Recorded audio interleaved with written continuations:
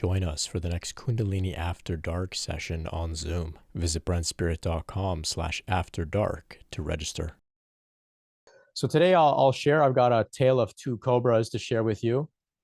Then we'll open up the floor for some others to share their thoughts, reflections, and some questions as well. If you have questions, I'll do my best to respond, and I'll invite some others to share their insight as well on the questions. So I'll kick things off today by sharing an interesting story about some pretty far out, somewhat bizarre experiences I've had, insightful experiences. So this story, A Tale of Two Cobras, that's what I call it. It's got a little bit of everything in it. I'm going to open up about some shameful things I did as a child. I'm going to talk about some third eye visions I had relating to all of this, relating to Kundalini awakening, relating to spiritual emergency, to synchronicity, all that kind of stuff. So, there isn't a fixed topic for today's episode. I've got this story to tell that's got many different moving parts and many different themes. I think it's an interesting story. I didn't really know what to do with it. So I thought, the After Dark session would be a great place for me to share it. And that's the aim of these After Dark sessions. They're kind of just, like I said, a bit of an online party. We can gather and just kind of mingle and chat. And, it's laid back, nothing too serious. So forgive me if it's a little all over the place and whatnot. It's just an opportunity to shoot the breeze together. Okay. All right. So let's go to the story here. I call it A Tale of Two Cobras. So I was 11 years old and I'm at school, of course, elementary school. And I'm good friends with this guy named Wes.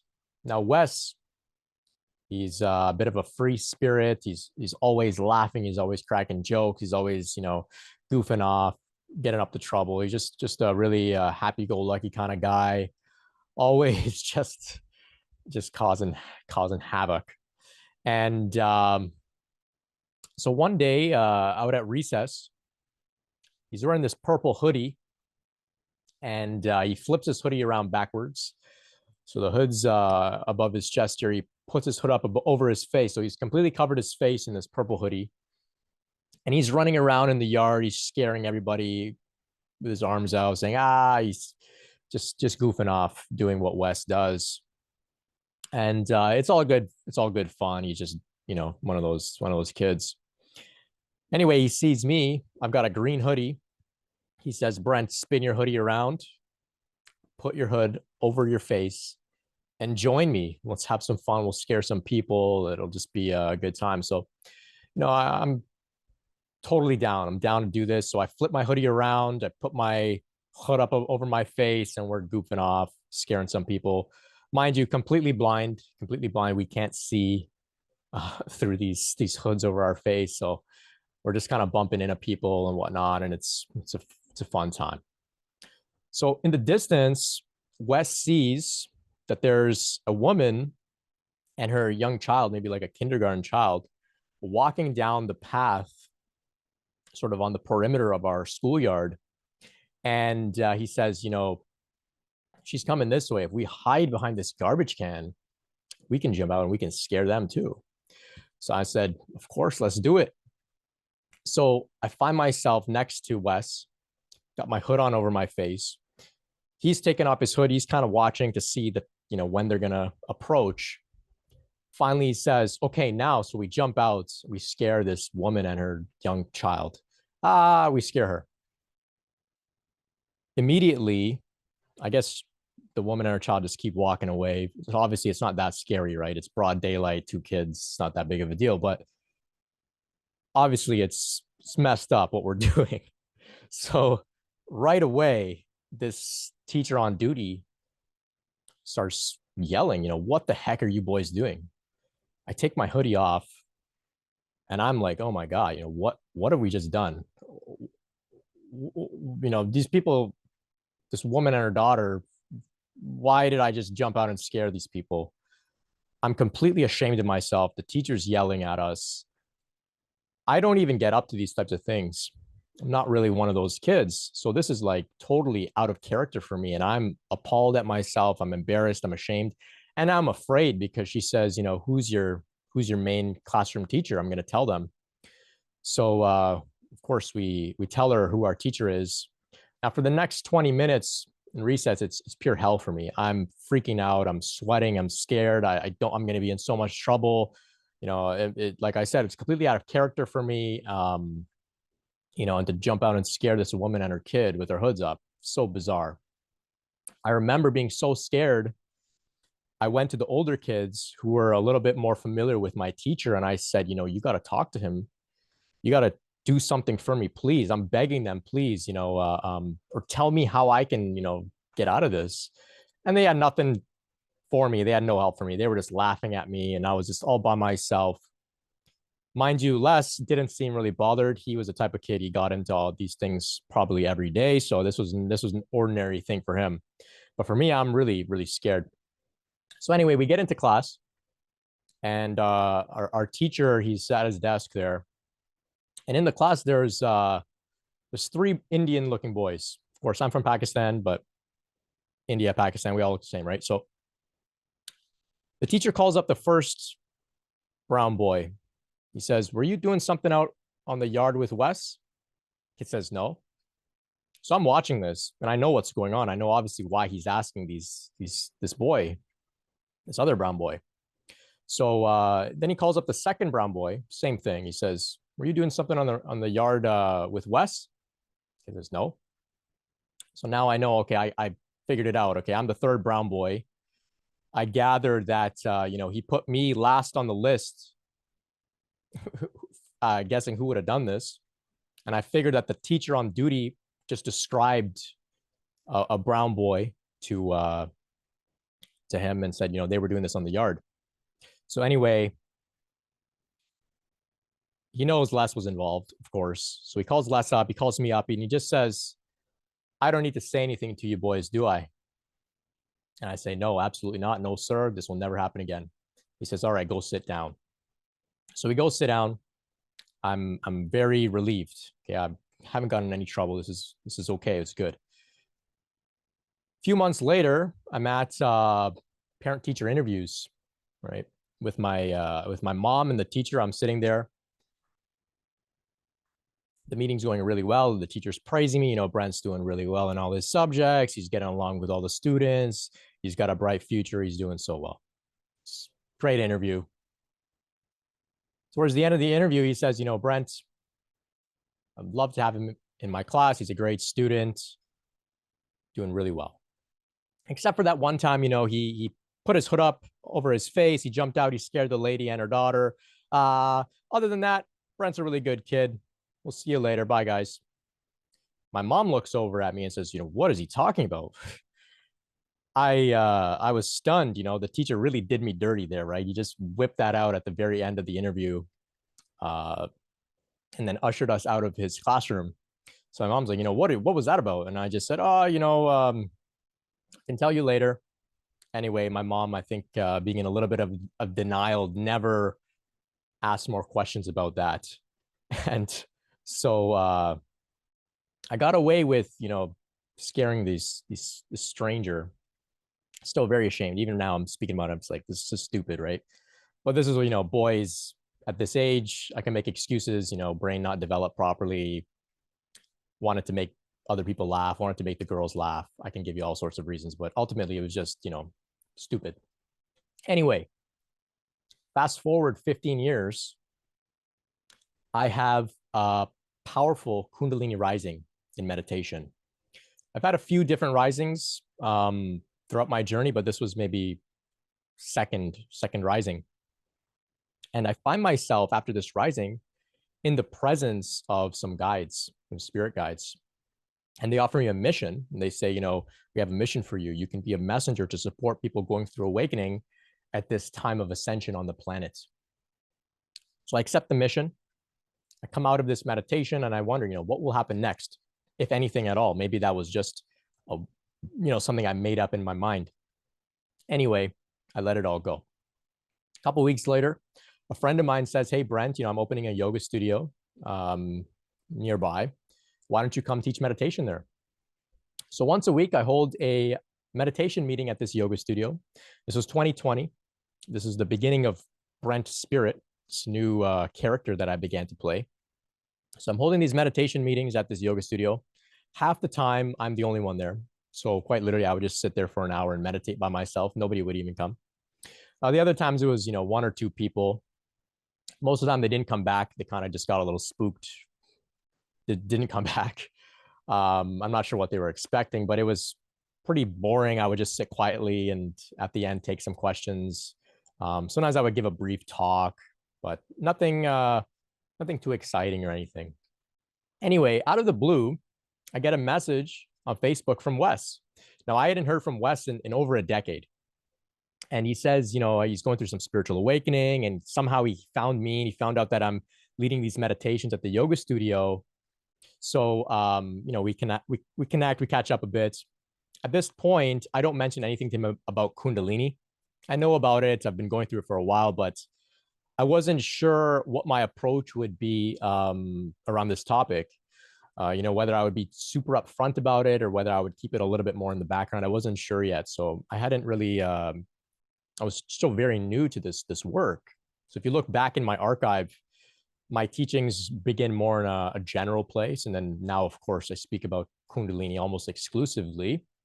But so anyway, I invite him to one of these meditation meetings. He shows up. He's the only person there. It's just him and I sitting in the yoga studio. And we begin meditating.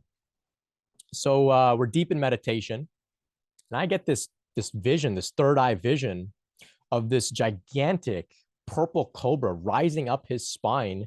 The hood of the cobra completely engulfs him. So I'm sitting there. He's sitting somewhat across from me, and I get this vision. So very, very intense and powerful vision I'm having. He's just sitting there quietly. Anyway, I keep this to myself. I don't feel called to disclose about it to him. Sometimes I'll get sort of intuitive insights and things about other people, but it's not necessary to disclose it immediately, if ever. So we just kind of wait for the right time, if ever, to share these things. So anyway, I don't mention it. We finish the meditation session. We both head home. So I'll pause here in the story and just make a comment here. So they say that when the student is ready, the teacher appears.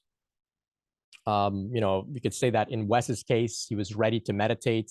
He found my work after over a decade, and we reconnect, just him and I sitting there to meditate. But I think also the opposite is true as well. So when the teacher is ready, the student appears, right?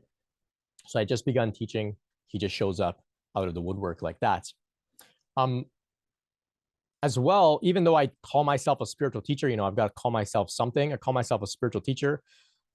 Often when I'm connecting with somebody, even when I connect with many of you, I don't know whether I'm the teacher or I'm the student because I'm learning so much. That's the benefit of community, right? We learn from each other.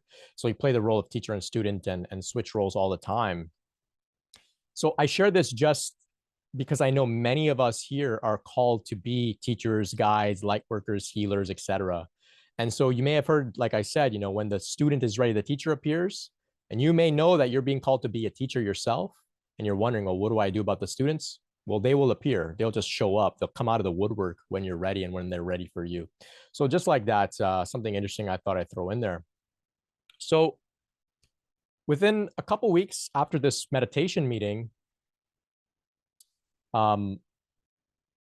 Wes begins to tell me that he's having a very powerful spiritual awakening experience. So I begin to tell him all about Kundalini at this point. It feels right. I start telling him, because he's clearly experiencing some Kundalini phenomena. Of course, he begins doing his own research and he puts the pieces together and he begins to understand that, of course, he's going through Kundalini awakening. And he's grateful. He's got this word now, Kundalini. He can do some research and figure himself out like this. So I told him, you've got to cultivate trust and surrender in the divine mother, Shakti, or the universe or God or your higher self, but you have to cultivate trust and surrender in something greater than yourself and understand that it's going to lead you and guide you and support you along the way. And I let him know that, you can keep a lookout for interesting synchronicity that will reveal itself to you that you are being supported along this process. So the next day, actually, after I told him about, synchronicity, I think maybe he expressed some doubt, some skepticism, some healthy doubt and skepticism. I said, okay, sure, no problem. You just wait and you'll see. So the next day, I bought a used camera from Facebook Marketplace, and I take this camera home. Of course, it comes in a camera bag, and in this camera bag, I pull out this ring here. So the seller of this camera had forgotten this ring in the camera bag. So I contact Les. I say, this is exactly what I'm talking about here, right? Synchronicity showing me that I'm supported. The ring shows up. So he sees what I'm talking about here. He sees what I'm getting at here. Of course, the snake, the Kundalini, right? I try to contact the seller, saying, hey, you left your ring in the camera bag. They said they'd get back to me. After a few messages, they just stopped responding. So I figured, okay, the ring is mine. I had actually kept it on my altar for a few years. Just recently, I found it, and I thought, why don't I tell this story here? So, of course, now Wes begins to have his own experiences of synchronicity and encountering the divine mother, the divine feminine, and whatnot. So around this time, Wes has a lengthy ongoing habit of smoking weed daily. For many years, since his teenage years, he was smoking weed every day. And of course, this complicated his process. Eventually, he began to experience serious emotional, psychological, and energetic difficulties to very, very intense degrees. And so I was there with him to help him to ground, help him to find stability, but he began to have these very expansive states of consciousness. And suddenly, as a result of these very expanded high states that he was having, he began to become a little arrogant. And he thought that he had all the answers. He thought he had figured it all out. And from that place, he couldn't really hear anything that I had to say, couldn't really hear anything that even any others had to say, even any books or videos. He just thought he had, he figured it all out. This is not uncommon. So what happens in some of these states is it can feel quite literally like there's nothing else left to realize, to experience. It can feel that way when you have these sort of really expanded states of oneness, of deep meditation.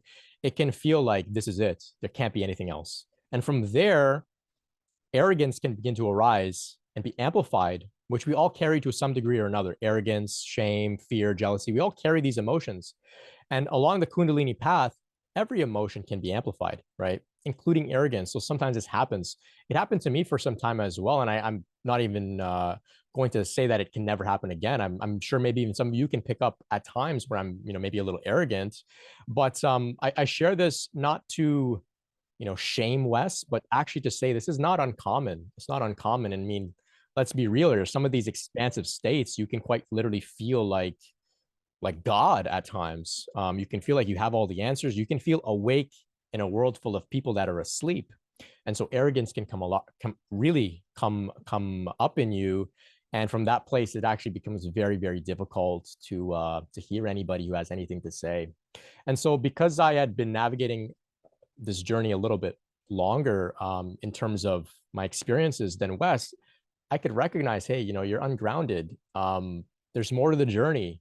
Come back down. And he was just not able to hear anything that I had to say about that, unfortunately. So he became extremely ungrounded. And eventually this all, had led to his entire life, his entire career, his relationships just completely turned upside down. Soon after, he was committed to like a mental health, a hospital. And after that, I wasn't able to be in touch with him. So recently on retreat, about a couple months ago, I was having these crystal clear third eye visions. And in one of these experiences in meditation, I inwardly looked downwards at my tailbone. So I was able to see inside my body. Look down at my tailbone, and I actually see this green cobra, this huge green cobra begins to uncoil and begins to rise up Sushumna Nadi, the central channel, the spinal column, comes out of my third eye. And the hood of the cobra is huge, huge green cobra.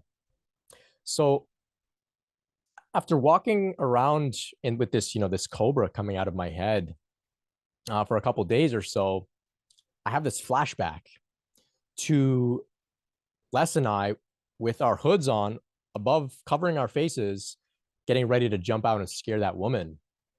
Of course, I have the flashback as well of, I say, oh my gosh, Les had this. I experienced the vision with Les having that purple cobra rising in meditation together as well. Then I thought his hoodie was purple, my hoodie was green. His cobra was purple, my cobra was green. So that is the tale of two cobras. So let's unpack this a little bit here, unpack some of the themes here. Firstly, I hear from many people almost daily that say that their Kundalini awakening began 6 months ago, or it began 5 years ago, or 2 years ago, 10 years ago. And I used to say the same thing about myself. Like I could say that, I had a Kundalini awakening in October 2015, right? I could say that.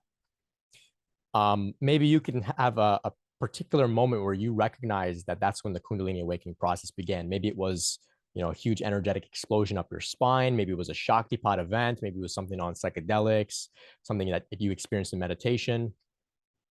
But the thing is, in fact, through my own journey and through all the other people that I've connected with about this, if we look back deeply enough, the signs have been there since long, long before we may have actually marked the beginning of our Kundalini awakening, right? Since you were a child.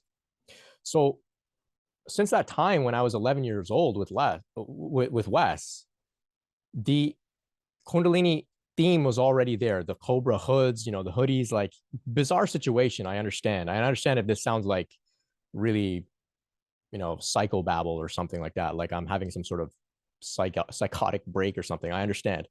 But the themes were there, right? The synchronicity was there. The hints were there. Okay. We were destined to go through this since that time. And I would argue even earlier, because I look even earlier in my life and there were signs of a spiritual awakening process, about to unfold as well. So we were destined to go through this since the beginning. It was written, right? And I invite all of you, I challenge all of you to contemplate some of your earliest memories and to see if you can pick up a clue or a hint or a synchronicity about your spiritual awakening process, about your Kundalini awakening process.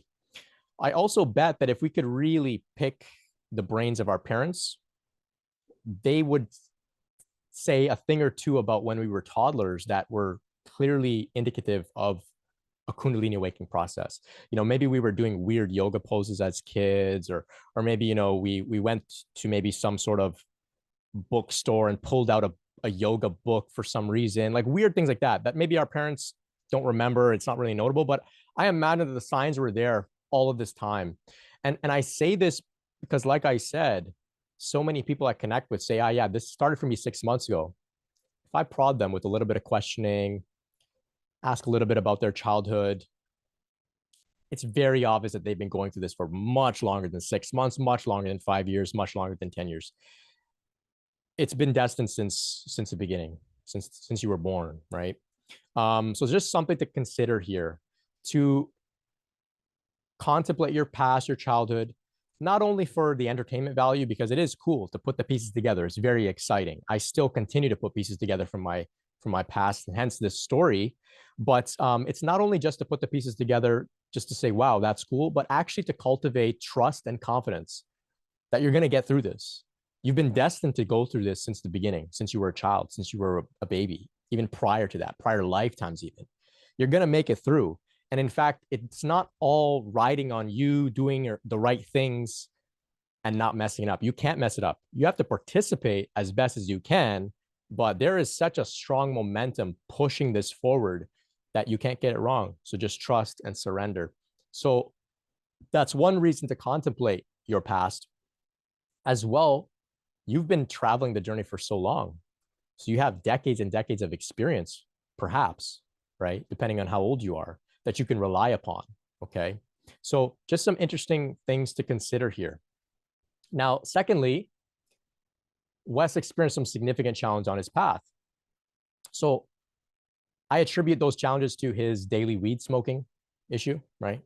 We tried to talk to him about, cutting back on the weed, weaning off, etc., because he recognized he was in a Kundalini awakening. He recognized that I had gone through it a little bit more intensely a few years prior. So, he was turning to me for some support, and I said, "Well, the weed's not going to help you. It's really not." And he wasn't able to break that habit, and I don't blame him. It's really tricky, especially if you rely on it for sleep. It's really difficult to get off of it. Other people can, of course, get benefits related to pain, related to anxiety, all sorts of benefits, but it does have a negative impact in the long run on this path. Okay, especially when it's not used as a sacred healing medicine, as a plant medicine. If it's just used as a casual sort of recreational drug, it doesn't help a lot of people on the path. In my experience, now, of course, you are your own master. You do what you like. I'm just sharing what I can here. As well, the other challenge, the other thing that contributed to Wes having these challenges was, lack of awareness of Kundalini awakening within the culture, right? So he's having these really profound experiences, and he's speaking about it to people in his circle, and they don't know how to support him, and they think that he's, there's something really, really wrong with him, and that just doesn't help at all, right? That just makes it worse. So, since all of this has happened, I've heard instances just like what Wes went through. Quite literally, every week I hear from somebody new that has had a very difficult awakening process, similar to what I'm sharing here. Now, this is why I'm here doing this work. It's to raise awareness about Kundalini awakening, spiritual emergence, spiritual emergency. Because like I mentioned even last week on the After Dark sessions, I experienced a spiritual emergency myself at 19, when I also just didn't really understand what was happening to me. Something very profound was happening to me, but I didn't have the context. And when I spoke to people in my life about it, they weren't able to understand, right? Fortunately for me, because I was so young, I didn't have an established life or a career to fall apart, fortunately, right? But, many people have, their lives fall apart, their careers fall apart and whatnot. As well, I told my parents, I said, look, I think I'm enlightened. I've had this huge ego death experience. And they just thought I'd lost my mind. Understandably so. I don't blame them. They thought I'd gone crazy. Because even in that state, like I was mentioning, I was very arrogant about it. I said, I'm awake, I'm enlightened. And you're not. And they just thought, wow, this guy's, he's lost his mind. Now, fortunately for me, my parents didn't understand much about mental health and the mental health system at that time. The culture actually wasn't even, mental health wasn't even a big topic in the culture at the time, which was, over 10 years ago. And so they didn't even know that there was, say somewhere where they could send me to, help me to get better. They didn't even know. So they fortunately didn't send me to any of those places. Now, unfortunately, Wes was not so fortunate, right? So since we were young kids, Wes dreamed of being a pilot. I remember him being young. He was in the Air Cadets. He would always talk about, being a pilot. And eventually he became a pilot, right? He became a pilot. But with his spiritual awakening and challenges, he had to give it all up.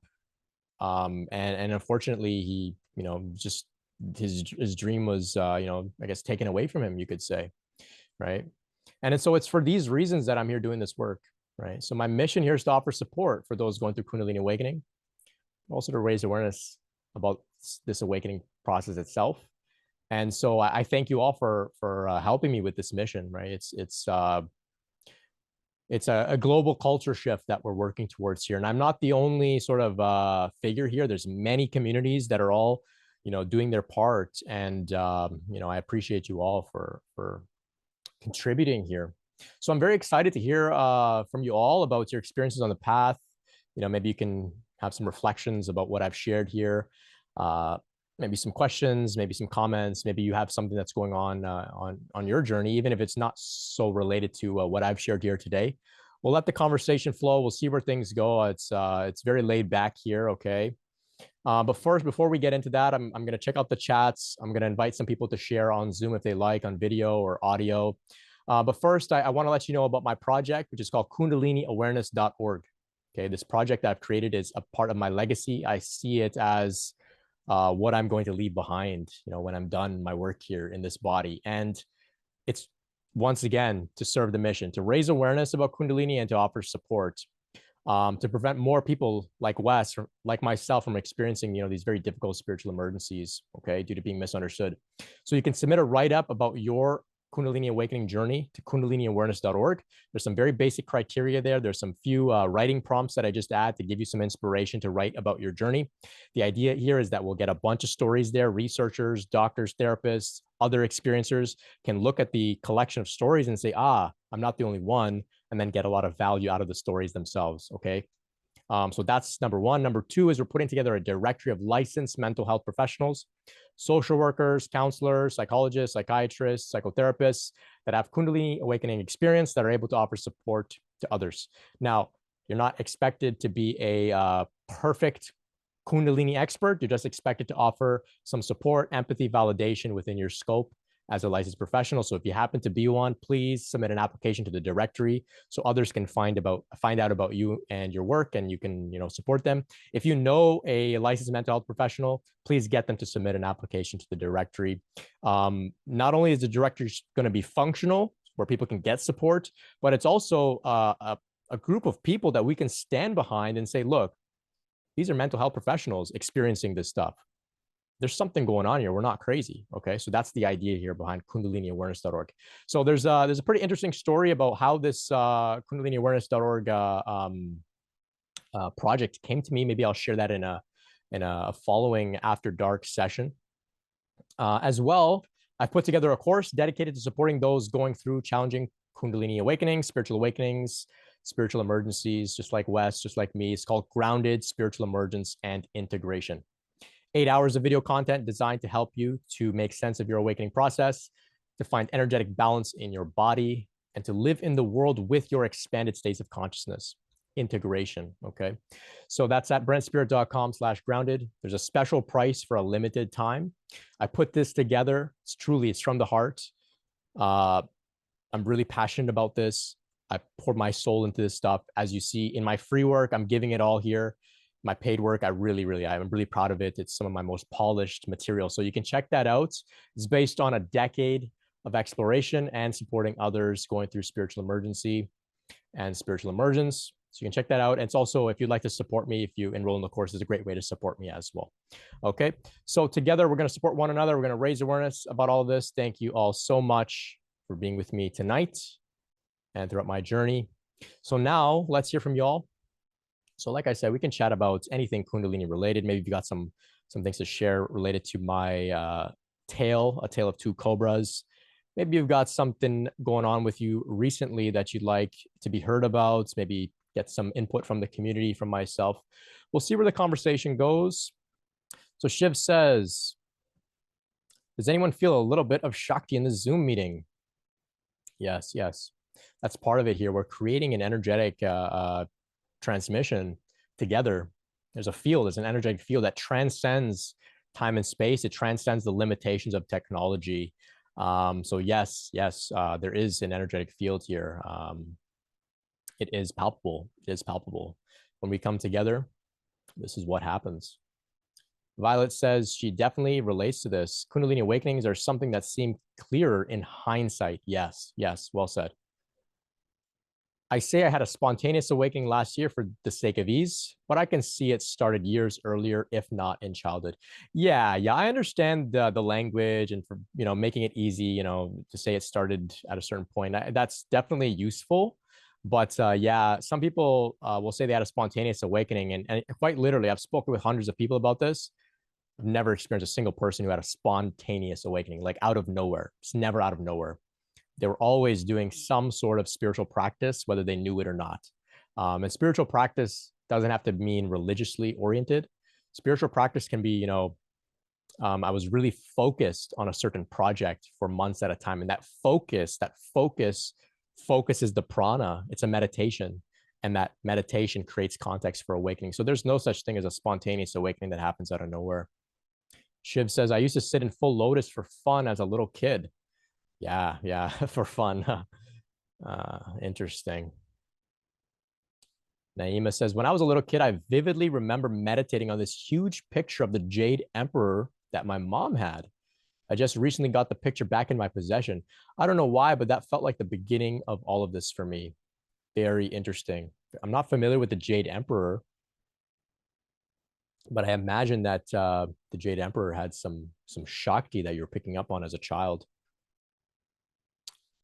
Shiv says here, I was teaching meditation back in 2015 and living on fruit, and then had a massive Kundalini awakening experience when the Sushumna activated from below the feet up through above the head. Then everything began to shift. Fascinating, Shiv, fascinating. Shiv says, glad you created this group. Oh, I'm glad you can be here. I'm glad you can all be here. Josiel says, I was very curious about the supernatural since I was young. Interesting, interesting. So Valerie here says that she's had two major in her adulthood, two major, I guess, Kundalini awakenings, Kundalini risings. The last one, in hindsight, I can see how it was raising throughout my 30s as a whole, though it peaked at 35. Yeah, yeah.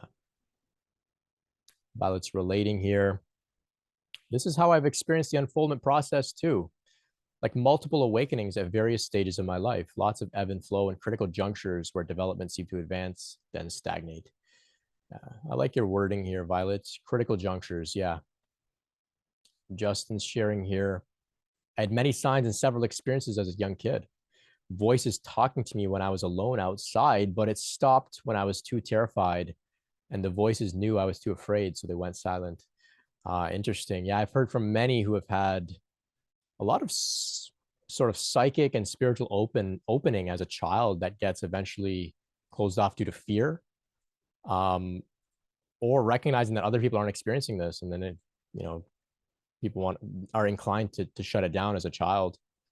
I was just in conversation on my channel. You could check it out with Julie Hoyle, and she had a very similar experience.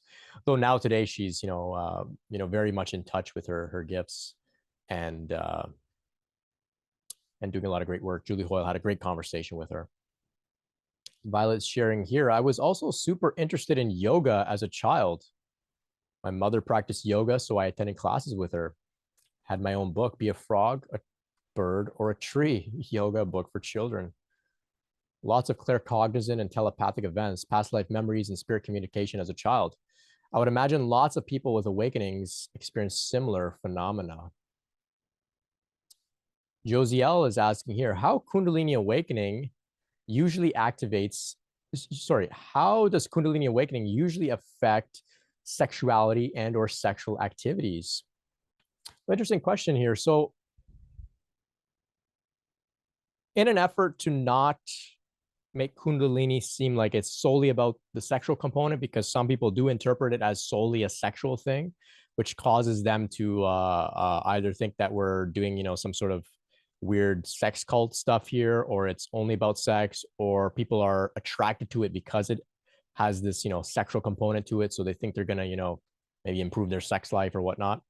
Of course, Kundalini is much, much more than that. It has to do with every dimension of life, from sex to death and everything in between. Emotions, relationships, your career, your purpose, your relationship with God, your relationship with your body, everything. Okay. Of course, sexuality is included there. So we can talk about it as long as we don't think that it's the only component related to Kundalini. So sexuality, our sexual activities in Kundalini. Kundalini can amplify our libido. It can cause it to become very, very heightened. It can be somewhat difficult to manage during those experiences. At times, it can also make the libido, completely diminished, almost like it's non-existent, which can also be very challenging and frightening for some. Now, of course, the idea here is to remember that eventually, things will ideally level out as long as you support your body with self-care. For men in particular, I can speak for men, being a man myself, I have the most experience with this, of course. Through a sexual release, the prana, the energy, the life force of the body is released outwards. Okay, it's released outwards into the world for ideally procreation, right? Now, as we move towards higher energy centers in the body, towards higher states of consciousness, that life force doesn't necessarily need to just be expelled outwards into the world. It can actually be drawn upwards, up the spinal column towards the top of the head, where we can, reunite in a state of communion and union with God, with the divine. So the life force, which is synonymous with Kundalini, moves upwards, up the spinal column towards the top of the head. Now, some can say that a Kundalini awakening is it's an inner orgasm moving towards God. Many people have a Kundalini awakening experience and it's orgasmic, but there isn't necessarily at least for the men, there isn't necessarily a release outwards of the sexual fluids. Now, or for women, of course, women can have the same type of release outwards of sexual fluids. Now, some will describe an orgasm. This happened to me. It happened to many other people as well. This is because the energy is moving upwards. It's shooting up the spine, towards the head, towards God, right? Even towards the higher energy centers in general, towards the third eye, activating some of the capacities in the third eye, for example. The prana moves upwards. So this is some of the ways that the Kundalini can affect the sexuality. It can affect the way that the sexual energy moves, the directions that it moves. No shame here. The energy, fortunately, it replenishes itself. So whichever direction it's moving, either upwards or outwards, it replenishes itself. We always can, keep practicing and engaging with it in new ways. It is a practice. It takes experience. It takes time. It's a journey to learn how to tune in and feel these energies, and then feel how to draw it upwards and whatnot. Kundalini, in many cases, will actually teach you spontaneously how to work with the energy in your body, how to work with the life force. So you may have spontaneous bandhas, which are body locks. So the pelvic floor being flexed, the core being drawn inwards. Sometimes the chin will reach down towards the chest here, which pulls the spinal column up from the base, pulls it upwards once again to help draw that energy up. You may have spontaneous eye rolling upwards towards the third eye. Your two eyes will roll upwards towards the third eye. All of these things, pelvic floor moving up, core being drawn in and upwards, chin going down to the chest, drawing the spinal cord upwards. It's all moving in a direction of upwards, right? And in doing so, it is drawing the life force upwards. And so these are some of the ways that the life force, which is synonymous with the sexual energy and also synonymous with Kundalini Shakti, gets to move upwards towards God. So these are some of the ideas that are coming to me to share. I do have a talk on my channel about Kundalini awakening. We talk about things like semen retention, celibacy, brahmacharya, all that kind of stuff. So you can check that talk out as well. I also recommend the work of Mantak Chia. Mantak Chia is a Taoist master, brilliant guy. He's talking about Kundalini, but he's talking about it through the paradigm of the Tao, of Taoism. So they don't use the same type of language, but it's all the same stuff going on there. So you can check out Mantak Chia's work. So Valerie here is saying that she remembered her past lives during her awakening. Pretty traumatic. Very interesting. Yes. Violet says they can be deeply unsettling and disturbing. I've ultimately found the insight so healing, though. Yeah. Shiv's asking, was it eventually helpful, even though it was traumatic? And Valerie adds here, I think it was so unsettling for me because culturally, I'm a Catholic Christian, though abandoned that faith 7 years prior to this and was essentially an atheist. Past lives were never, ever something I thought about. So it deeply messed me up to remember them. Painful and unsettling. Yes. There's a reason we don't remember them, right?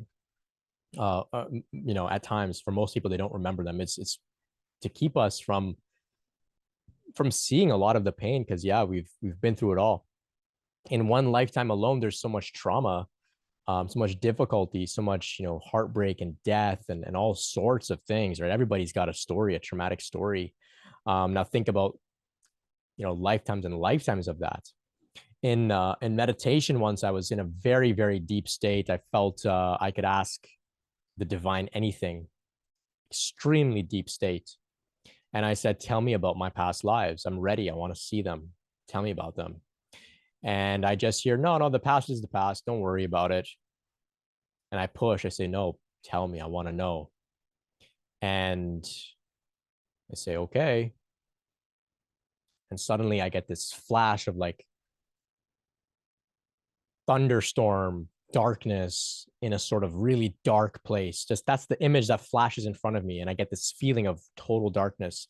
And I just hear the words horrors and calamities. And I say, okay, that's enough. That's all I need to see. I got it. That's fine. And that was it. And I understood horrors and calamities.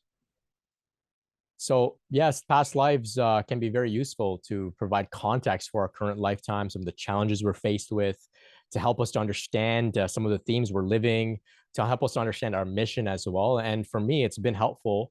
The past life stuff that I've come to understand about myself has been very, very helpful.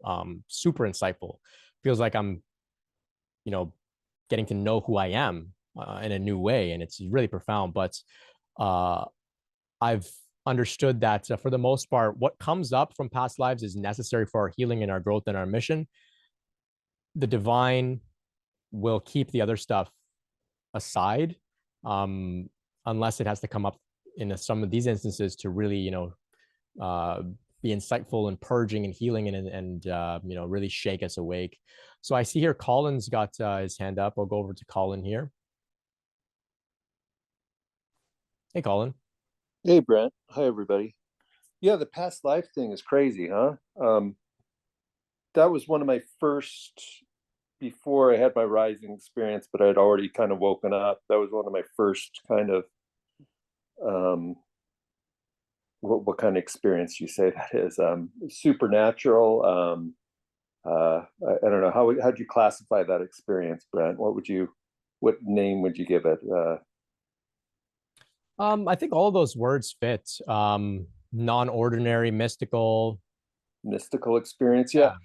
I was meditating out in the California desert, and I mean, it was one of those things that just I saw a huge flash of white, and then I was in someone else's memory, but I was the actor in the memory. And I won't go into it in detail. It was extremely emotional. It's a beautiful memory, extremely emotional. And that was way early on, but it still hasn't left me. It's been opening and opening and opening for the past 5 years. And it's almost haunting me at this point. But it throughout after my rising experience, when my Kundalini was activated, it really started to come on. I went into it with guided past life regressions I found on YouTube, stuff like that. Went deep in, saw so many things, knew so much, but it's like you say, there's certain things that will be hidden from you. And what I came to believe, it's your soul will only show you what it thinks you can handle at the time. And one of my biggest confusion about the whole thing is like, well, why am I saying this? And what does this have to do with my Kundalini awakening? Trying to read into it. But, I still don't know that. My only perception is just like, well, my psychic, my third eye is witnessing this with the aid of Kundalini. It's just showing me. It's may not be any reason. I know there's obviously a lot of unresolved trauma with this past life, and it was a pretty recent past life. But I mean, like to this day, I wonder about it every day. I wonder about people in it every day. To the point where this year I actually went and had a regression session, and it came up yet again. It kind of took over the session, and I found it even more, and it was a horrible story. Like you said, I guess my wife committed suicide in my past life, and I got to see how that came with me into this life, how I still carry it to this day, and how just how suicide is basically, like I said, like an atom bomb for the soul. It literally damages the soul and damages souls around it. And You know, it's crazy. But yeah, the past life thing, yeah, it's a trip. It's a trip how it came in right at the beginning before anything happened and just needed to be seen. You know, it's almost like a whole separate awakening in itself. It's become to, you know. And synchronicities, I could go on and on about the synchronicities and the names and all this kind of stuff, you know what I mean? But maybe another time. But yeah, it's crazy. Anyway, that's my story. Thanks so much for Yeah, sharing, sure. Colin. I'm curious about anyone else's too, because it's like it's still such a, as much as I know about it to a certain point, it's still such a mystery, and it's like haunts me. It truly haunts me, you know, and especially my um like why my wife killed herself, you know, and feeling the grief in that recession, feeling her grief. It's really really amazing. But anyway, just thought I'd share. Yeah, thank you, Colin. I appreciate a couple things that you shared that jumped out to me. You said it has to be seen, the past life stuff. It just arises to be seen. Um, I think that's the answer. So sometimes people will ask me, I'm having past life stuff come up. What do I do with it? And I think you've just, expressed it really well. You just see it, just look at it, allow it to come up and observe it, and it'll, be released. Um, it's not like you need some special ritual per se to work with what's coming up from past lives. You just have to see it. Um, but it can obviously come with all sorts of questions. How the mechanisms of reincarnation work, and then the details of those memories themselves. Like I know you're wondering, why did your wife commit suicide in a prior incarnation? I'm curious now, Colin, please feel free to not go down this route with me, but do you think that this prior lifetime experience of your wife committing suicide has anything to do with your relationship with the divine feminine, the divine mother, Kundalini, in a sense? Is that something you've contemplated? God, I don't know. It's there's so many things that overlap, you know. It's like I could go deeper, but it gets so kind of out there. There's a lot of holes, and there's like almost other dimensions like in between. It's really hard to explain. That's why I'm so, you know, it's interesting. It's always going to be such a mystery to me, and I don't think I'm going to ever get all the answers. But I'll say this one thing though. This is pretty trippy. Um, in this regression I went into, like a real hypnosis regression, I was trying to do a past life regression this time. I wanted to know about this certain area. I lived in France, and there's a certain area in France that a lot of stuff happened, and I wanted to know more about it. And in this regression, I went past there, right? But nothing was happening. I was just sitting on this cliffside. Nothing was really happening, and I didn't understand why. And my hypnotherapist, she's like, "Hey, can someone come and get Colin? Can someone let's get out of here?" Kind of. It's all part of the hypnotherapy, and then they do a count. Well, someone came and got me, and that someone who came and got me was the divine feminine, definitely, and she was in between dimensions. She wasn't of the spirit world where we reside. She wasn't of that dimension. She was in the darkness. And I've seen her before. You know, she's been with me before in shamanic journeying, in these regressions, and you tell me who that is. You know what I mean? I always got the Kali vibe, the Shakti vibe, but it's literally she's my guide, not my spirit guide per se. She's different. She doesn't she doesn't live where they do. She literally dropped me off.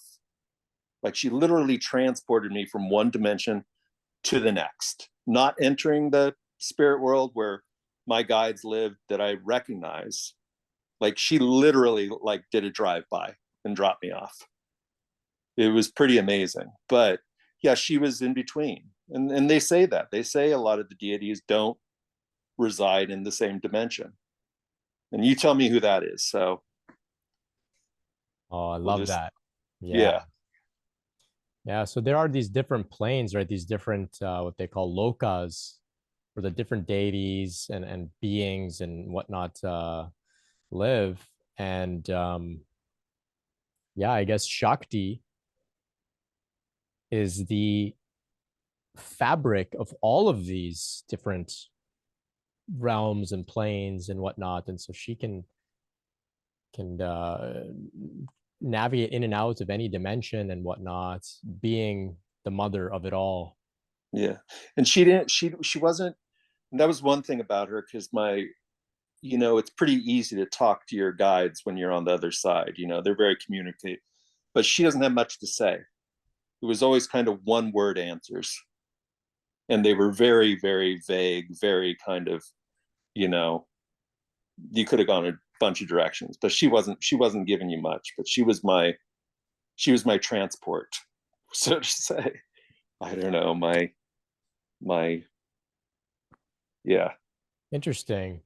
I Yeah. had, I had an experience of a similar feeling to it where I was doing some work with some particular specific guides, and they were unfamiliar to me and working very intensely, and it was just an intense experience. And so I called upon the Divine Mother and just, I was just like, hey, I'm just checking in with you. Is this, am I doing okay? And are these like, this is pretty intense. Like, just give me a green light here and, help me out. And she came and said, you're doing perfectly well, Brent, but I cannot interfere. Carry on. And then she was gone. And that was it. And I continued to work with those guys, doing that intense work. So similar to you, like sometimes she's not super involved in the process in this way. It seems to be, we're working with all sorts of different themes and guides and realms and whatnot. And sometimes, yeah, she kind of takes a bit of a back seat. But at the same time, it feels like she's like the constant companion, kind of. Yeah, ultimately it's all her anyway. It's just Yeah. it's really She's always in the background somewhere. I always know she's close by, yeah, yeah. but separate. Brilliant. Thank you so much, Colin. So Molly is saying here, why do some people only have regular spiritual awakenings and not Kundalini awakening? This is a great question, Molly. Where I'm at now in my journey is I see it all as one awakening process. It's all Kundalini to me. It's all spiritual transformation fueled by the Shakti. Now, some will have a very obvious experience where energy rises up the spine and it's very obviously Kundalini. Others will have a spiritual awakening experience where they're having shifts in perception and they can't pinpoint a specific energetic experience or anything to do with like we were speaking about encountering the Divine Mother, Kundalini Shakti in a vision or something. It's nothing like that. I think ultimately it's all one awakening happening, and it's actually the concepts of Kundalini rising. The concepts are secondary. So the concepts arise to help us to make sense of things, but drop all the concepts, all the words, all the labels. There is just spiritual transformation taking place. It looks different for everybody. However, it's all the same single transformation. So I come across some people who are really advanced spiritually, really advanced. They've been through some significant awakenings, some significant transformations. And they will say, oh, no, I didn't have a Kundalini awakening. I never really experienced that. And they feel as if they're missing out because they didn't have, say an energetic rising up the spine. But they're in the same place that's somebody who's reached a very advanced stage in their Kundalini awakening would get to, which is in a state of meditative awareness, feelings of oneness. They've done a lot of deep healing work. In the end, it's the same sort of a place that we get to. How we get there looks very different, but I think it's all just one thing. Call it whatever we want. Of course, Kundalini is a word that comes from India, from Sanskrit, but the indigenous cultures of North America are working with the same type of transformation, right? The indigenous cultures of South America, same type of transformation. In Africa, they have I won't speak on it too much. I'm going to do some more research. I want to put something together about this, but they have a very similar type of energetic phenomena involved in some of their healing rituals and their spirituality. It's all Kundalini. Even in the schools of thought, like say, even the Neo-Advaitin people, the non-dual people who are dismissive of Kundalini, they just don't know they're actually experiencing Kundalini awakening. They just don't know, which is so funny. But there's only one transformation. It's all just consciousness awakening within the body. It looks different for everybody. It looks different for everybody. So yeah, of course, I know here I like to focus on Kundalini. Um, it's just, it's the word that is we gather around, but there are other communities that are having meditative openings, healing experiences. It's all got to do with the same thing, the same thing. So I'll go over to She here in the chat. Hey, She. Hi, Brent. Thanks for all your work. I've been following you for, I don't know, 7 or 10 years. Oh, great. Thank you. Yeah, I really have appreciated you. Um, I guess I almost relate more to your friend that you were talking about at the beginning who got off track. Yeah. Um, I had Kundalini Kriyas. I've had Kriyas for, I don't know, 10 or 12 years now. Um, And more recently, about a year and a half or 2 years ago, for 2 years, I had what I did not realize at the time was a dark night of the soul. Um, I just thought, the way that I felt, which was extreme anxiety and the inability to get anything done and trying to figure everything out and feeling abandoned. I thought all that was caused because I had moved. I had just moved to a new place in the middle of the pandemic and I didn't know anybody, and all the people that I thought were supposed to be supporting me weren't, emotionally. And so, but I'm realizing now that that was a dark night. And what happened was I did actually manage to get some things done because I had to. And then about 2 years in, I thought, I I'm not staying here. I'm not putting up with this. I'm not doing this anymore. And I just got up and walked out of my life for 6 months. And so I'm realizing now that my main feeling then was abandonment. But it wasn't abandonment by God, really. It was more abandonment by everybody ever. So, I still have a big old ego. Um, I'm shopping for a sports car right now. But yeah, so I feel like I continually miss the boat.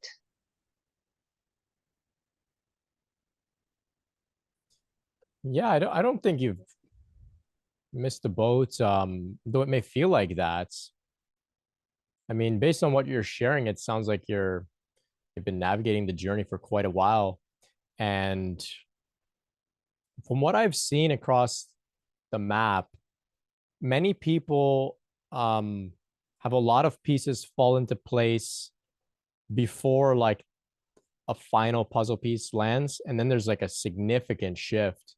And you may recognize that when that happens, that you were on the boat the whole time. And that the boat was all there is, and the boat's going where it's going to go. Um, but yeah, it's sometimes it's challenging. Dark night of the soul, especially. If only we can know that we're in the dark night of the soul when we're going through it. That would make it a lot easier for so many people. So many people. But most people don't know that they're, in the dark night of the soul when they're really there, really in the thick of it. And that is, I guess, part of the quality of the dark night, right? Interesting. Well, thank you for sharing, Shi. I really appreciate that. And nothing wrong with shopping for a sports car. Enjoy yourself. Nothing wrong with that at all. Anissa says here, do both pairs of twin flames eventually experience awakening if one already did? Interesting question. I would say it's very nuanced. It's not black and white in terms of the twin flame sort of situation. Um, Awakening, I say awakening, spiritual awakening is a very broad term. And any expansion of awareness falls under the idea of spiritual awakening, in my view. Some will, of course, argue with this, but any expansion of awareness is spiritual awakening, because this is a spiritual reality and we are spiritual. And when we are awakening, we are simply expanding our awareness. So anybody who cultivates any smallest little modicum of self-awareness is on a spiritual awakening path. Of course, when that picks up a lot of momentum, we make these significant shifts where the world quite literally begins to look different. We begin to relate with our mind, our body, et cetera, in a different way. Then we can say, okay, this is spiritual awakening. But I'm sharing that just because there's a lot of sort of black and white thinking within the twin flame sort of community, you could say. And I don't think it's black and white at all. So if one person is experiencing a significant awakening, the other may not experience an awakening to the same degree, like a healing, transformational sort of far out, shift. But will they experience the amount of transformation that they need at this time in their life? Yeah, I think so. And I share from experience, I had a huge, really far out, intense Kundalini awakening. I was, went through all sorts of crazy stuff. I was shown a lot of really, really incredible stuff. A lot of accelerated awakening was happening on my end. But the person who I identified to be my twin flame, as far as I could tell, wasn't going through the intense stuff in the same degree that I was. They were going through what they were able to handle at the time, which in my view wasn't as intense as what I was going through. But we're not here to play those types of comparison games as if I'm ahead or advanced or whatever. We're just here going through our own journeys, and the universe brings us whatever we can, handle at the time and what's useful for our individual mission and purpose and destiny. And we all have different missions. So some people are meant to have an awakening to a certain degree, and that'll allow them to fulfill their mission, and others to a different degree because they have a different mission. And so twin flames, of course, have different missions because they're individuals. Miria says, has Anubis and Egypt something to do with Kundalini? Had a vision about him, but don't know why. Yeah, for sure. So I don't know much about the Egyptian pantheon. However, the Kundalini theme is there. Anywhere around the world where there's genuine spirituality happening, Kundalini is there, because Kundalini is the driving force behind all of this. Of course, they don't call it Kundalini, but it is there. In Egypt, it's very obvious. I've had some dreams and visions relating to Egypt, ancient Egypt, and sort of that sort of thing. I invite you to go down that rabbit hole. There's a lot of material I'm sure you can find. Just look up ancient Egypt, Kundalini. All the themes will be there. You may be even able to put together some of the pieces that perhaps have not yet been put together before. You may see some symbology and say, I know what that is. Whereas, you look online and nobody's talked about it before. Because only those who have experienced this inwardly can really put together some of the pieces, I think, in my view. Because a lot of it's encoded only for those who are experiencing this to understand it as well. So that's something to keep in mind. But yeah, Miria, I invite you to do some more research about Egypt and Kundalini. I haven't looked too much into it myself, though I recognize that there's definitely some deep wisdom there for sure. I think like the Tibetans, the Egyptians were very astute at the ins and outs of this process, perhaps more astute than many other cultures. I think the Tibetans are very advanced, as well as the Egyptians. Other cultures, I don't think they had a whole cultural system built around this process. Like, for example, like yoga in India, yeah, there's like cultural system built around it, but it's so far and widespread that there's a lot of these like individual sort of characters that pop up. Say in India, for example, but Tibet, it's a culture is very contained. And so there aren't these like rogue figures that go and have these awakenings. It all happens within the culture. So all the wisdom stays within the culture as well. Generally speaking, now I'm not a scholar of any of this stuff. I'm just speaking off the cuff here. But yeah. Zoe says that she can't remember any kid stuff, but just when she was 7 years old, before her awakening, she asked someone to carve "Know Thyself" on a wooden piece of art. And she bought an obsidian stone out of nowhere, only to need it 7 years later. Yes, yes. Very interesting. So kids are in the flow, right? So when you're in the flow, you buy something and you don't really know why or what it's about. You just like it. And later on, it all makes sense.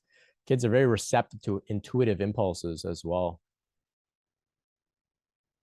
Okay, so Shiv says, you seem to have a well-developed communicative relationship with your divine. What do you say to me, who has never been able to develop one? I've prayed to God since I was a teenager, but I've never gotten any clear communication or signs. Well, that's a great question, Shiv. So I'll see if I can share some insight for you. So growing up as a kid, I was taught to pray, which was just repeating words. No idea what it means, no idea what it's going to do. And mostly we're praying for life not to be bad, like praying for health or like food or whatever. It was a chore. It wasn't a genuine relationship. It was fake, right? That's how I was taught. So I abandoned that. I became an atheist for a bit. Then I began to have these more obvious spiritual experiences where I began to understand that there is an intelligence bigger than me that I can relate with, and that intelligence is supporting me. And the first way that I began to understand that was through synchronicity. So I was getting these trippy experiences that were hinting at me that there's something orchestrating my life in ways that I couldn't pull off. Even if you were to give me, $1 billion, I wouldn't be able to pull some of this stuff off. But this intelligence was orchestrating it effortlessly. And I mean synchronicity in terms of like certain events lining up and timing and, like certain books just falling in my lap and all sorts of interesting things. So I said, okay, there's this intelligence. So I just began to just understand that this intelligence communicates through energy, not through words, through vibration, through emotion. So the words serve to cultivate a certain energetic frequency in your body, a certain emotion in your body. So if you can cultivate a sense of gratitude, saying thank you, that is a prayer. It's a very powerful prayer. Gratitude. Thank you. I love you. I appreciate you for all of this magic that I'm experiencing in my life, everything I've gone through. Thank you. And the more do you cultivate even that genuine communication through vibration of the words, thank you, for example, and gratitude, that begins this relationship with the divine. And you'll begin to see that you'll be given more to be thankful about. It just keeps coming, more to be thankful about. And from there, you can actually begin to cultivate a more complicated conversation with the divine through energy, through frequency. So you can say, look, I need some insight on this specific challenge. I don't want you to take it away. I want you to guide me so I can move through it, right? So that's one type of example, one type of prayer. And so in your vibration, you can know that your prayers are being heard. And you trust so deeply that that benevolent force is not going to just ignore you. It's not going to ghost you or leave you on red. It hears you, and you trust so deeply that it's heard you, that it will give you the right support that you need in time. And because you trust so deeply, you let it go. You let it go, and you just say, oh, they've got it handled. God's got it handled. The universe, Shakti, the Divine Mother, has it handled. I'll go on with my life. They've heard my prayer because they're always listening. That's real faith, real trust, right? It's kind of like if you were a boss and you have an employee and that employee is perfectly reliable. You know that if you give them a task, you don't have to think about it anymore. They've got it handled. It's sorted out. They're going to resolve it. Any problem that comes up along the way while they're trying to resolve the task you gave them, they'll figure it out. They're resourceful because you trust them so much. It's like that. You just send the energetic frequency of, give me some support, some guidance, some insight, and you trust, oh, God will come back to me with some support. So it's energetic. It's emotion. It's a frequency. It's not just words, right? It's not just words. The words are just the surface level. It's the energy beneath it that really matters. So that's one thing you can do. Another thing you can do is chant the names of God. If you have a particular name of God that you like, that feels, that it suits you, it calls you, it resonates with you, you can chant the names of God. I chant all the names of God, any of them. I love them all. I love them all. And sometimes I'll just play mantras. But the idea is that you're celebrating emotionally. It's the energetic component to it that you're really working here to cultivate. And in time, you'll begin to get little signs. You have to be open to the ways that the insight comes. Sometimes it's through a feeling, sometimes it's through externally. A book will fall in your lap, or you'll be called to the right video on YouTube, or a friend will call you up at the right time, and that's the support coming through. So it comes through in all these different ways. Some people quite literally will hear their guides speaking to them. Some will see them. Some will just know that they're there and trust it. So there's so many different ways we can relate, but ultimately it comes down to that emotional aspect of it. It's a communication of the heart, not of the mind. It's of the heart. So hopefully this can help you to cultivate a relationship with the divine and get some clear communication and signs. I see here Justin saying that he felt that Shakti earlier in the Zoom as well. It was intense. Shiv says that he felt it shocking his head a bit. Yeah. Justin says, I had difficulty listening on Zoom for a bit. It felt good afterwards. Yeah, that's the intention here. Because we're talking about it openly, we can talk about it. I don't often like to speak about it. I'd rather just let it happen in the background, but that's the intention here. We're creating a Shakti field together, all of us, not just me. It's not just any individual here. It's the field itself that we're all tapping into together. And it's powerful, it's healing, it can serve to advance and accelerate the awakening process for sure. So Tracy's got a question here. What does it say about me that I am not interested in going into any other realms or experiencing any past lives? I'm so focused on figuring out how to move forward in this life. I think it says you are wise. Listen, we came from the other spiritual realms into this body here. We came from those previous lifetimes and we incarnated here. We didn't come from those places to try and go back there, right? We didn't come from those places to try and figure those places out.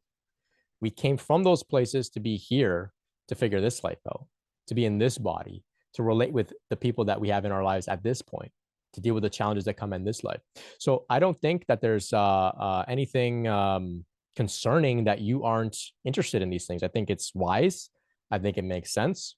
Now, to those that are having past life stuff come up, to those that are feeling called to other realms, I'm not saying that you're unwise. I feel called to other realms. I feel called to past life stuff. I think it's fine. It's just that ultimately we work in those other realms. We process previous lifetimes for the benefit of this lifetime, of this body, okay, for this mission, right? So we don't try to escape in the other realms to get away from this mission, this body, this life. It's all about this life here. That's why we're here. So if those things come to you, explore those ideas, past lives, whatever, astral realms and stuff for sure. But if it doesn't come to you, no problem at all. It means you can be really focused on your mission in this life. And maybe perhaps you're just super clear. Maybe you've done that previous lifetime work already, and you've come into this lifetime, tunnel vision on what's going on, what your mission is, what your purpose is to address in this lifetime. Maybe that's part of it. And I know, we were sharing in the chat here, some people have these previous lifetime stuff. It's not easy. It's very difficult. Even the other realms, the astral realms and whatnot, very difficult to manage at times because, few people can understand what you're saying, and let alone that. I mean, it's not like things make perfect sense there anyway. It's like very trippy stuff can start happening over there. So I'm going to go over to Zoe here. Hey, Zoe. Hi. So I just wanted to say something about the past life stuff. So I mean, I wasn't purposely looking to go into this, but Spirit had brought it up to my attention. And I remembered a couple of past lives. And what I realized is it's for the purpose of, there's a lesson in it, why it's being brought up in this lifetime. And for me, one lifetime had to do with me starting a war, very long time ago. And, the lesson for me in this was to do with proving myself. So it had to do with my self-worth. So this is something basically that I brought into this lifetime, and therefore this is the lesson for me to learn. And then the other life had to do with like leaving a whole family behind due to being suppressed and abused and etc. And me carrying guilt into this lifetime. And, but the lesson for me was, what my soul learned was that I can't be myself. And that's something that, is a lesson for me to learn in this lifetime. So I just wonder if, like, when people experience or find out about their past lives, I wonder if, like, are they asking spirit, like, for help, or whoever they believe in? I just wonder if people are asking for help, like, what is the lesson here for me? Or because I don't think they want us to actually feel bad about anything that has happened. It's just they just want us to acknowledge that there is something in there for us. Because I know when I was feeling all this guilt, I was told, you were already forgiven by us. It's just now for you to forgive yourself. So this was a big deal for me. And then I think somebody was asking about, why do some people experience a Kundalini awakening? Why other people experience just a spiritual awakening? And I think it's because, for a couple of reasons. One of it is so that the divine feminine can essentially live on and not be suppressed, and basically like break the curse in a lineage, so to speak, where the divine feminine has been suppressed for so many years and generations, so that finally we can come out of that. And then the other picture, I think it's, as a planet, we're moving out of patriarchy. And I think having more people have a Kundalini awakening where their divine feminine is balanced and they can tap into it, I think it's going to contribute to a better world that is more love filled and more compassion filled. And therefore, we're going to be able to not have the wars that we currently have. That's all. Yeah, no, amen. I agree with you. I agree with you. There is a dawning of the divine feminine like never before. It's very, very exciting time. And Kundalini Shakti, of course, is the most brilliant expression of that theme, you could say. So I can totally see where you're coming from there. It makes sense to me. I mean, it makes sense to me. I mean, the Kundalini awakening for me definitely stoked the fire of my love for the feminine, the divine mother, the divine feminine. And if you look at all of my work, my podcasts, all the thumbnails and everything, it's all the divine mother, it's all the divine feminine, and it's in celebration of her. So I see exactly what you're saying there, and that's why I love this particular paradigm of looking at spiritual awakening through Kundalini awakening. Great. Yeah, and you raise a fantastic insight there, to just ask, what's the lesson here? What am I being shown here? What's the purpose of these past lives coming up? Because yeah, like you said, they do come up for a reason. It's not arbitrary. There's some lessons there for sure, and that can help us to snap out of victimhood if we feel like we're being bombarded with past lifetime stuff unnecessarily. Oh, I really like what you shared there. Yeah, you've already been forgiven. You just have to forgive yourself. Excellent wisdom, Zoe. Thank you so much for sharing. Shiv says, Brent, are you giving us Shaktipat? Did the Shakti ramp up just now? I feel like going into meditation. Go into meditation. Let it take you. Let it take you. Let it take you. I still feel it too.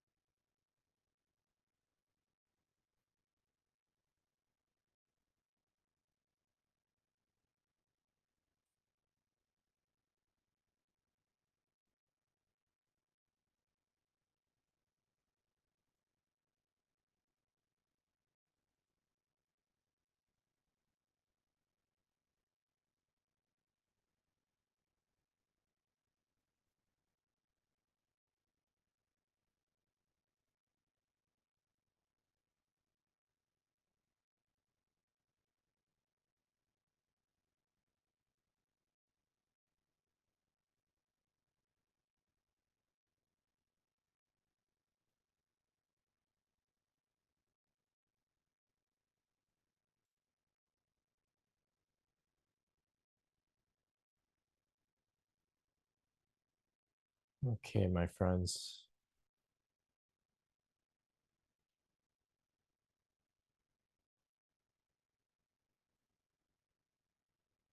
I think I'm going to be out of commission for the rest of the night. The energy flow is very palpable. Field we're creating together. So we'll begin to wrap it up here.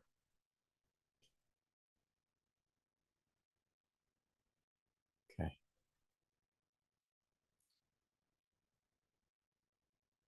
So I will be reviewing the chat. So if you shared something, know that I will see it. I will read it. I appreciate you all. Thank you so much for a really powerful call today. Powerful call. I appreciate you spending some time supporting one another. We went nice and deep together. You can visit kundaliniawareness.org. You can submit your story there, which will help us all to really shift the culture together. Okay. Please do that for me, do that for all the other people out there, that are going through this. You can join the private Facebook group. The link is shared here in the Zoom. If you would like to support me with a donation, the link is there as well. I really appreciate it.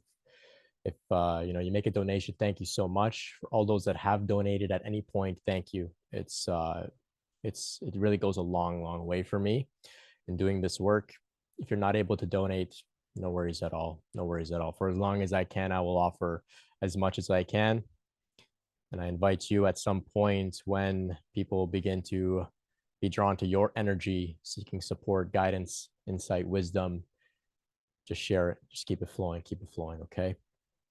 Doesn't have to come back to me as long as it keeps flowing. That's really what I care about. If you'd like to check out my course, Grounded, Spiritual Emergence and Integration, the link is there. If you'd like to meet with me one-on-one, you can find out about that at brentspirit.com. Tomorrow, the Kundalini Q&A meeting is free, 2 p.m. Eastern time. That will be held on Zoom exclusively, so we won't be streaming on YouTube. You can bring your questions. I'll do my best to share a response. It's always a good time there as well. Similar vibes, a lot of familiar faces, so there's some great community going on in the Q&A meetings as well. And of course, you all know the ways that you can support me with the liking, subscribing, commenting, and all that kind of stuff. If you haven't yet, you can go on your mobile app and leave a review for the Spiritual Awakening show on Spotify. That really helps me a lot as well. These are all the things that you can do for me that help a lot. They don't cost anything, and they help ultimately to spread the word about Kundalini Awakening.